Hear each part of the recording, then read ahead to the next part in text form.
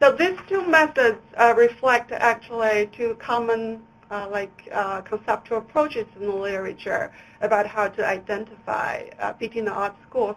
The first method we call the status method.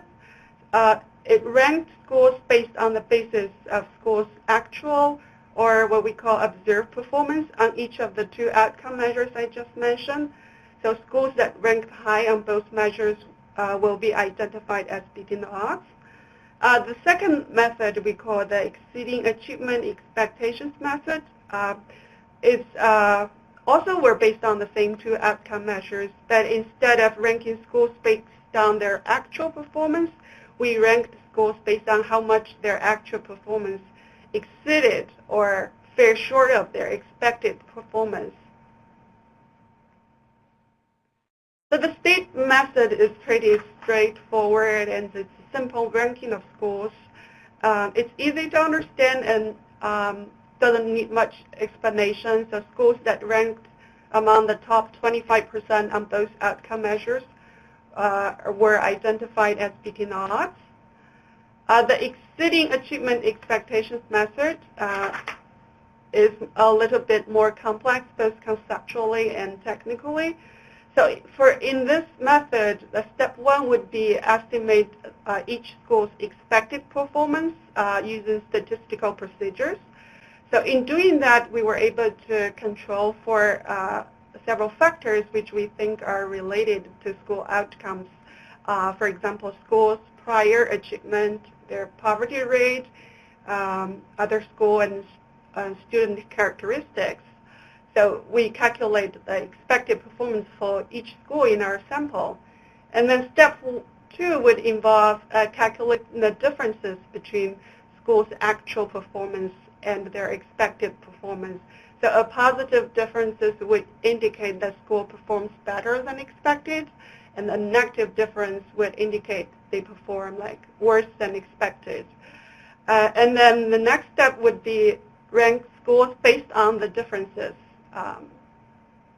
And again, similar to the status method, schools that ranked among the top 25% on both outcome measures were identified as beating the odds.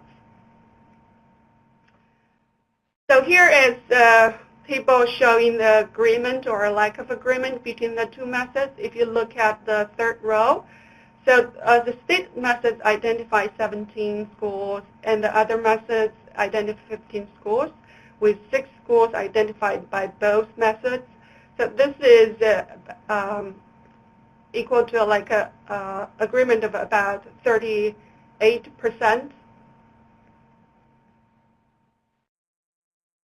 And here we compare the characteristics of the two groups of beating the odds schools.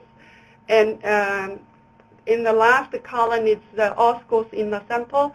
So it appears that both groups of beating the odds schools are pretty similar to each other, as well as to all schools in the sample in terms of their school enrollment and a number of other characteristics that are not presented here in the table, including student-teacher ratio, their student racial and ethnic compositions.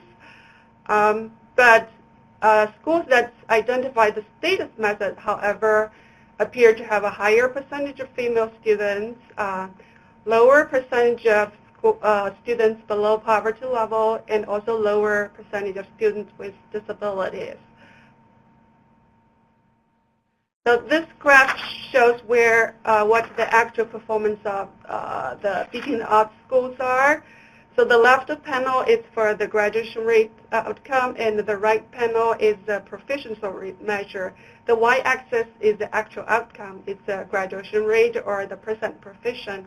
So you can see that the gray bar is the beating the odds schools identified by the status method. They actually have the highest average outcomes. That's expected because that method, by definition, identifies schools that rank top on those outcomes.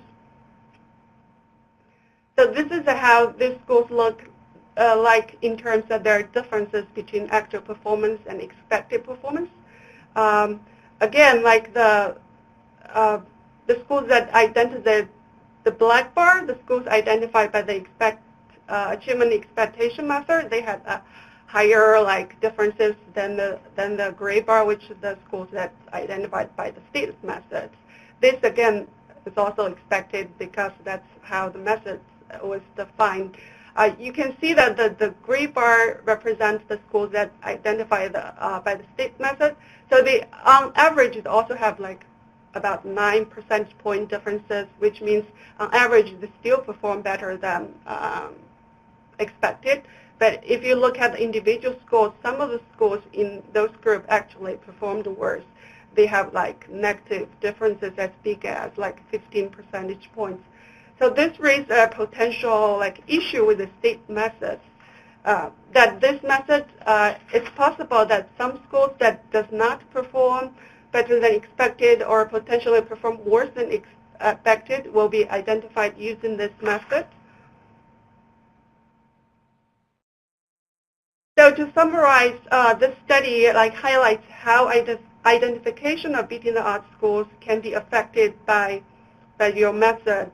So our analysis actually suggests it may be useful to consider both methods for identifying beating the odds schools to ensure that the schools identified are high performing as well as like they're performing better than expected given their like student population. The cut points that's 25% we used are informed by previous research as well as by the local context, but other cut points could also be used.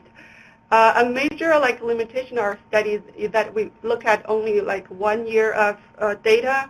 So if possible, we suggest that this kind of analysis could improve on multiple years of data or a more complete set of like school or student factors that will increase the precision of the exceeding achievement expectation method particularly.